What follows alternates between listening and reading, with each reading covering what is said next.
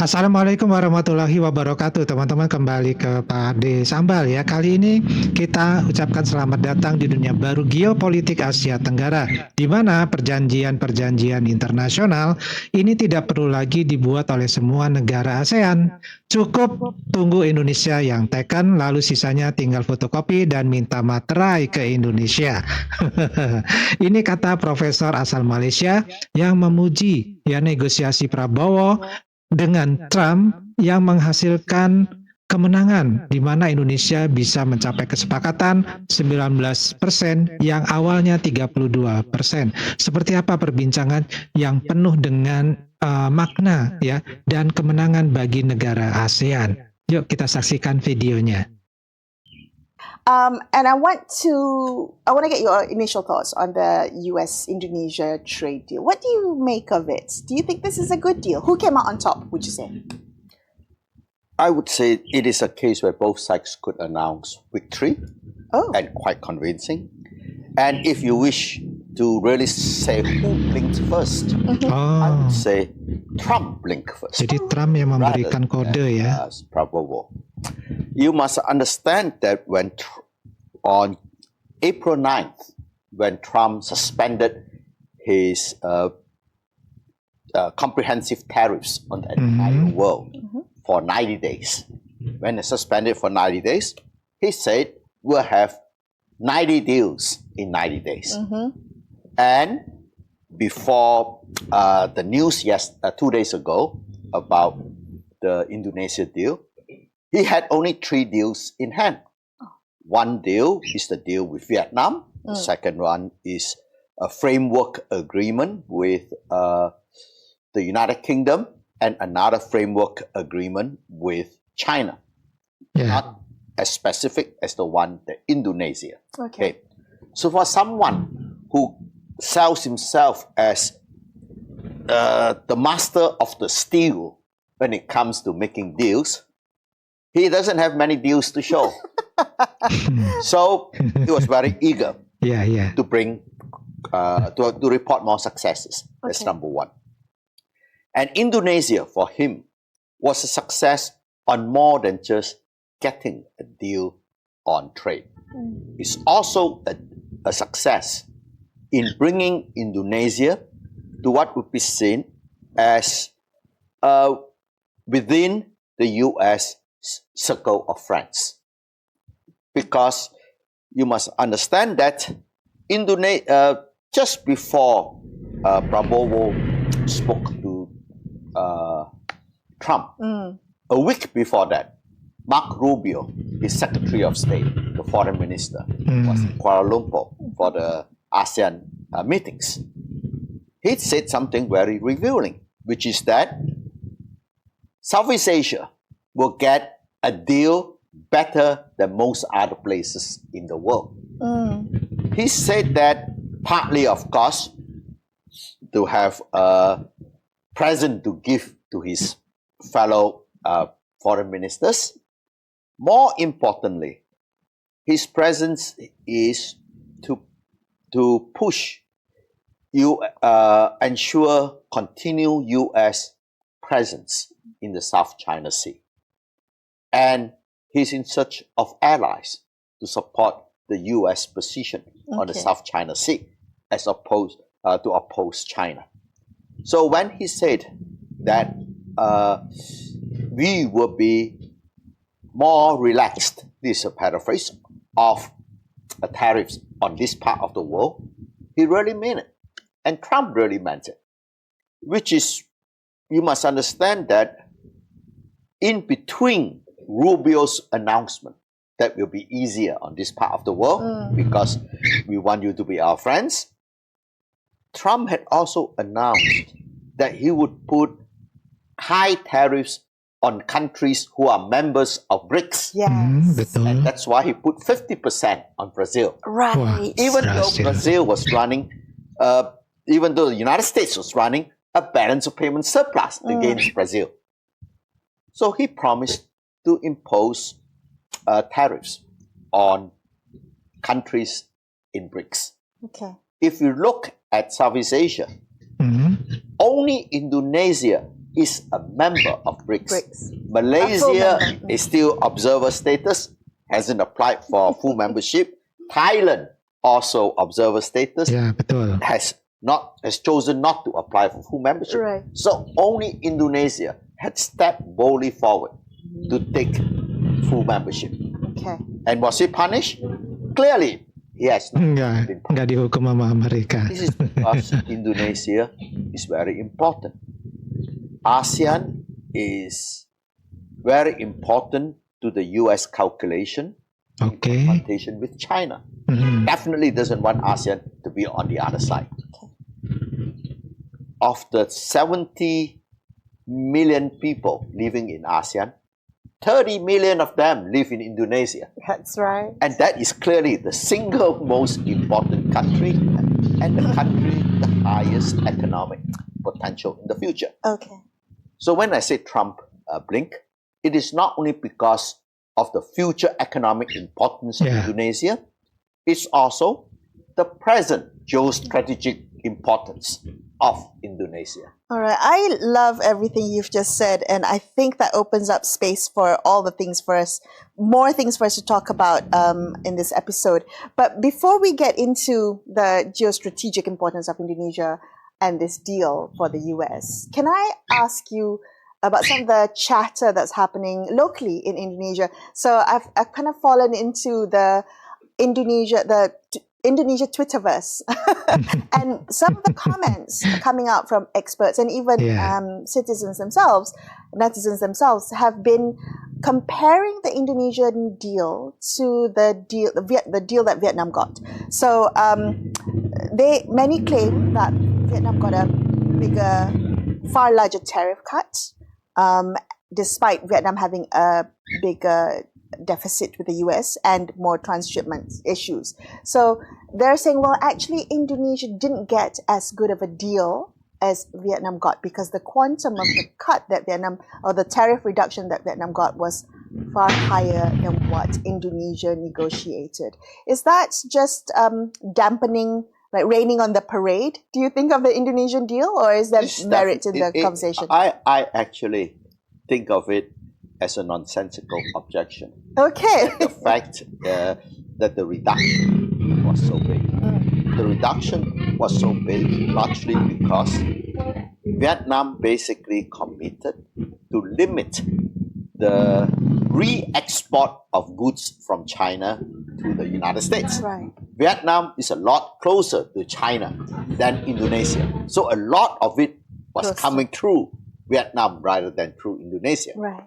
So that large number was the large cut was because Vietnam has now committed to severely limit the Chinese the transshipment. Yes.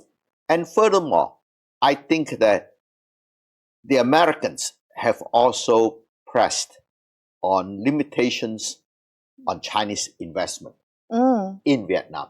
Oh, And the Vietnamese gitu ya. certainly have agreed to that. Mhm. So the important thing is, if you are going to be hit, who gets hit more?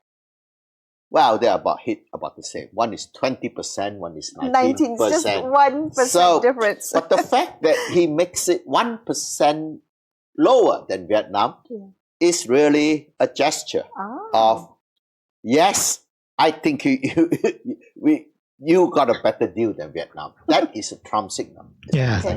Oh, interesting. And there are, of course, sectors that will be hurt by this trade deal. There are winners and there are losers. And what has been identified are all the losers. They haven't identified the winners on the Indonesia side. The Oh, Indonesia menang ya. Oke. are certainly most likely Dan ada The- pengorbanan nih. food production, Hmm. agriculture. Food production in Indonesia is mostly for the domestic markets. And if you look at the industrial farming of chickens in America, that makes American chickens cheaper than even in Malaysia and elsewhere. Wow. So the chicken producers in Indonesia would certainly be hit by this cheaper frozen chicken from Indonesia, from the United States. Then some crops like corn, the US would be able to sell corn cheaper than grown in Indonesia. But you look at the other winners. The other winners are manufacturing products produced by Indonesia. Indonesia is a country that is still industrializing, and to climb up the value-added ladder, it has to keep on exporting higher and higher value-added industrial goods. Right. So that path is open now for Indonesia to pursue. Okay.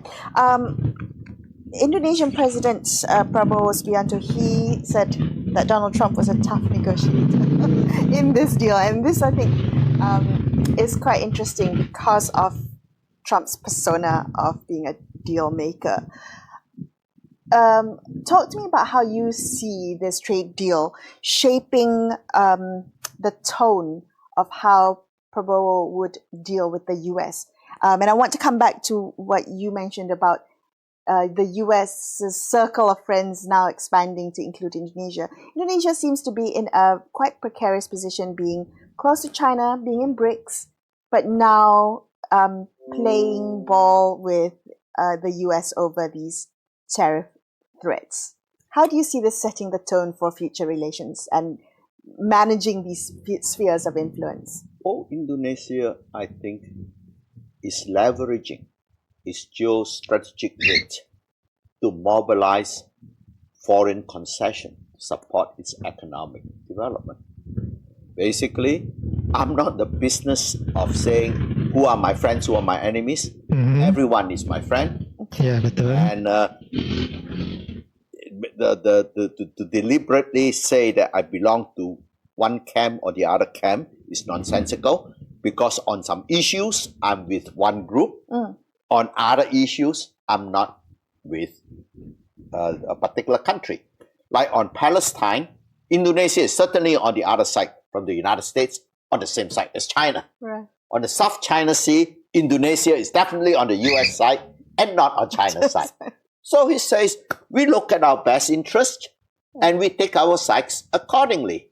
There is no blanket rejection. That is irrational. And Indonesia is particularly important for China and the United States, largely because Indonesia has always been the leader of ASEAN, but it's not a role that it has been able to play very much. Because given the size of Indonesia, it is the natural. Prabowo, he spent a lot of his youth studying abroad. Like, for example, he attended school here in Kuala Lumpur. Yes. And that was because his father was in virtual exile during the time. The father was a very prominent economist who was on the side that was pro-West and less pro-Sukarno. And so he had to go into exile. And as a result, Prabowo got a very international upbringing. He has lived in different countries and he knows at least 2 European languages. So you could see that. And he has always had a geostrategic view of the world. Right. Because he was a high member of the US military when his father-in-law was president. That is Suharto. Yes. So you see this as kind of the direction of how US-China, Indonesia relations would be going forward. Can I ask you then what impression it leaves for the rest of the ASEAN countries? So when we look at how the Indonesian experience of this trade deal and the messages, the subliminal messages that have been sent by Trump and by Prabowo, what should countries like Malaysia take away from this entire negotiation process? So very good. No higher than 19 now. That's what That is the have to best. say, Ya, right? That batas is the- terbaik that is the nih thing. untuk ASEAN. No. So our meeting minister Tunku Saifru now has a metric of 19%. Absolutely, absolutely. So the important thing is before he talked to Trump, he was in Brussels, and he also reached a deal with the Europeans right. and whereby he increased the market access of Indonesia in Europe. They settle up. You know that the Europeans have put on tariffs, if not outright ban, on palm oil Right. from deforested areas. Oh. So if the palm oil comes from a newly deforested area, Mhm. the Europeans would not buy it. Mm, I think they have come to an agreement okay. on that feature. And that is good for Malaysia because that means palm oil is now, we have got a metric of what the bargaining could be now. We have got a good standard.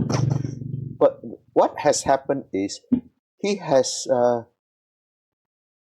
preserved the principle of free trade. He has already done it with the Europeans, and now, as best as one could get free trade with the United States. And so, he has opened the way for ASEAN to be able to take the lead in protecting the global free trade system. And since Indonesia is a member of BRICS, they're going to have free trade with the BRICS countries as well. So it's truly multilateral. I think here is someone who understands the external world and will be a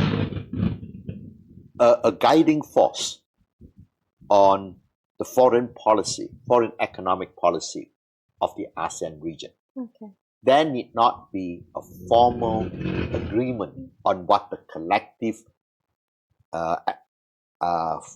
external economic policy is. We just follow Indonesia. Yeah. One last question from me that what I've been thinking of, based on some of the feedback or the chatter that's come out from this trade deal. There are those who say, why did Indonesia jump to finalize the deal so quickly?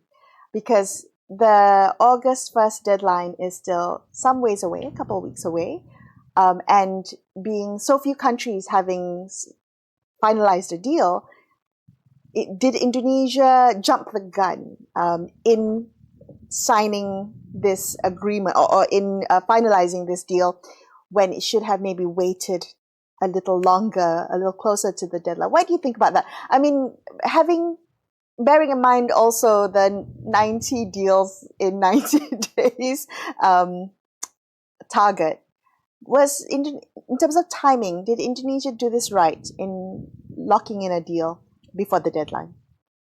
Now, what is the characteristic of Donald Trump? He changes his mind every now and then. That means that he accepts the right of other people to Benar. change their minds. And if someone else get a better deal, Indonesia could go back. And given the importance of Indonesia, I think he'll be able to renegotiate a deal. In other words, like, hey, you have not been fair to me. You know, now I'll move closer to China since you have not shown friendship. But the fact is, Trump needs to report successful deals. And the pressure is more on him than on Prabowo to declare a deal. And because of this pressure on Trump to perform, he has to, of course, you could see what a masterful negotiator Prabowo was. He praised Donald Trump. He was a tough negotiator. Absolutely. Yeah, so, and the only thing I Yeah. can say is he's also a very good-looking man, isn't he? No, but he certainly was.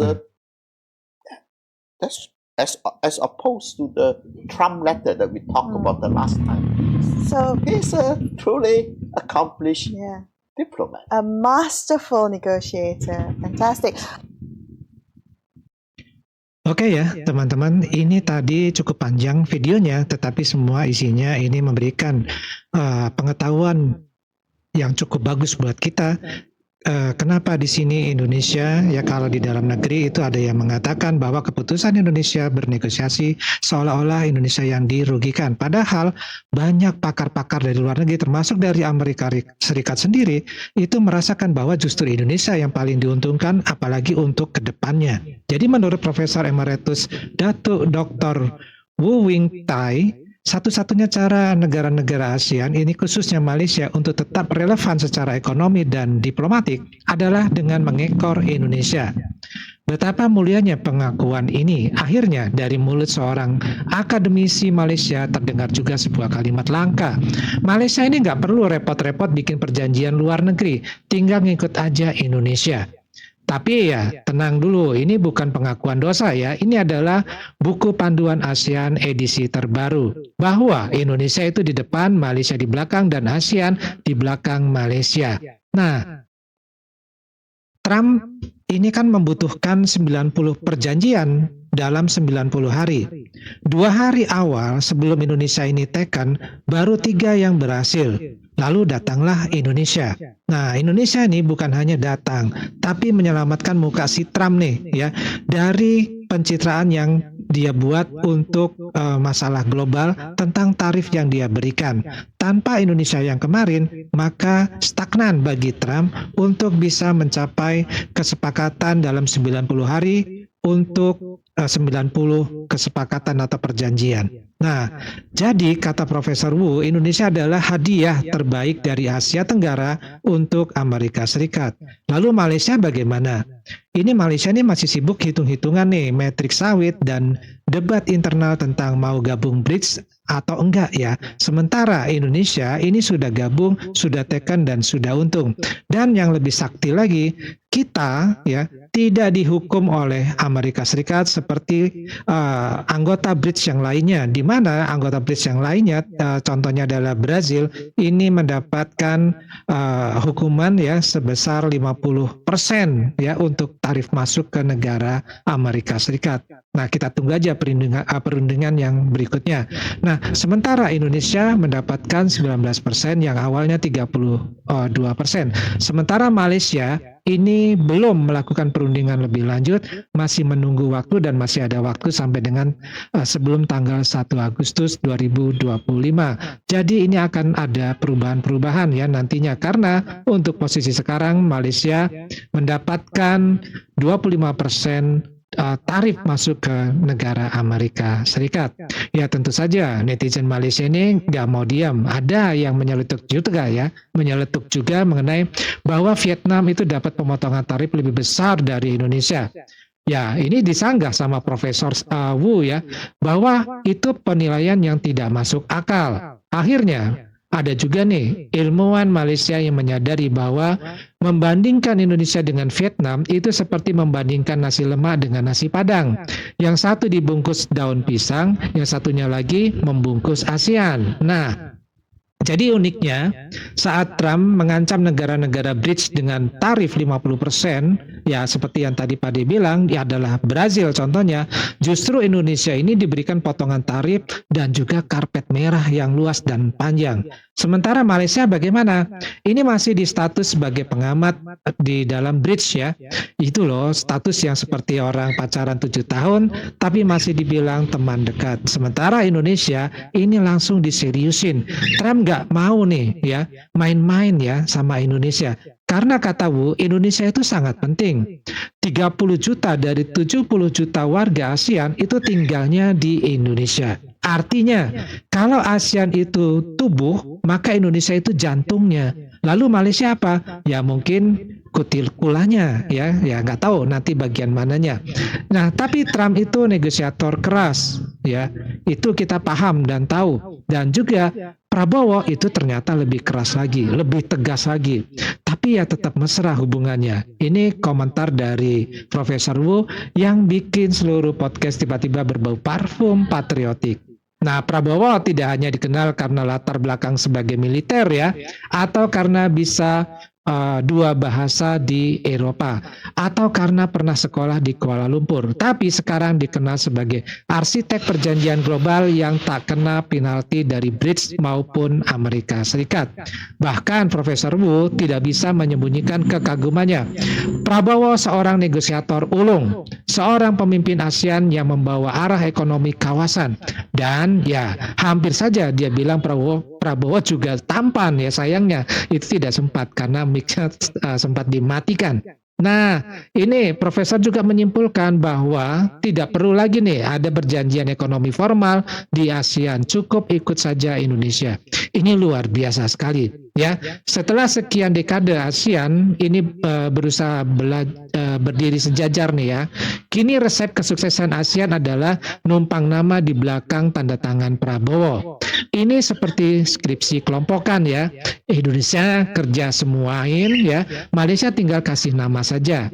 Ya, jadi inilah yang namanya kerja yang diakui oleh pihak dunia, oleh negara tetangga kita. Nah kita, ya Indonesia, rakyat Indonesia tinggal mendukung aja keputusan pemerintah. Walaupun ya Profesor juga mengatakan ada nanti juga kerugian bagi Indonesia, di mana dari sisi peternakan dan juga pertanian. Kata Profesor tadi bahwa contohnya nanti untuk daging ayam, Indonesia mungkin mengalami kesulitan ya, dikarenakan nanti banyak produk daging ayam beku dari Amerika Serikat yang harganya ini akan lebih murah daripada yang ada di Indonesia. Kemudian juga jagung, mungkin jagung Indonesia juga produksinya ini akan mengalami kendala dikarenakan akan banyak juga nanti jagung yang berasal dari Amerika masuk ke Indonesia. Tapi ini adalah masih spekulasi karena sama-sama kita tahu, Profesor juga tidak tahu kesepakatan tersebut apakah mencakup hal-hal seperti itu dengan transisi ataupun dengan pengiriman yang begitu banyak. Kita akan coba saja lihat ke depannya seperti apa. Tapi yang Pak De harapkan adalah daging sapi ya. Kalau daging sapi ini banyak yang diimpor dari Amerika Serikat dalam bentuk beku ya tentunya, ini akan lebih memperendah harga daging di Indonesia, di mana harga daging ini cukup tinggi di Indonesia ya, sehingga kita agak kesulitan ketika kita akan membeli daging sapi. Kalau ada daging sapi beku dari Amerika, ini bisa untuk menstabilkan harga menjadi lebih rendah dibandingkan dengan harga sekarang, sehingga rakyat Indonesia mayoritas bisa membeli daging sapi. Nah, kemudian masalah bagaimana produk Indonesia ini ke depannya setelah produk-produk Amerika masuk ke Indonesia yang berhubungan dengan peternakan dan juga perkebunan. Nah, disinilah pentingnya bahwa orang Indonesia harus menyadari bahwa untuk selalu ya mendahulukan produk dalam negeri sebelum membeli produk luar negeri kalau memang tidak dibutuhkan. Jadi lebih baik beli ayam Indonesia yang segar ya, kemudian juga halal dibandingkan membeli ayam beku yang berasal dari Amerika Serikat yang belum diketahui kehalalannya. Nah, ini adalah sebagai contoh saja. Jadi walaupun mungkin nanti daging segar ayam Indonesia lebih mahal sedikit daripada daging ayam beku Amerika Serikat, tentu kita akan memilih daging segar. Nah, kira-kira seperti itulah gambarannya. Di mana-mana pasti ada kendala ataupun tantangan, dan disitulah kita ya harus menjawab tantangan tersebut dengan cara positif. Dari Pak De cukup dulu, kita ketemu lagi di video yang lainnya. Wassalamualaikum warahmatullahi wabarakatuh. Salam.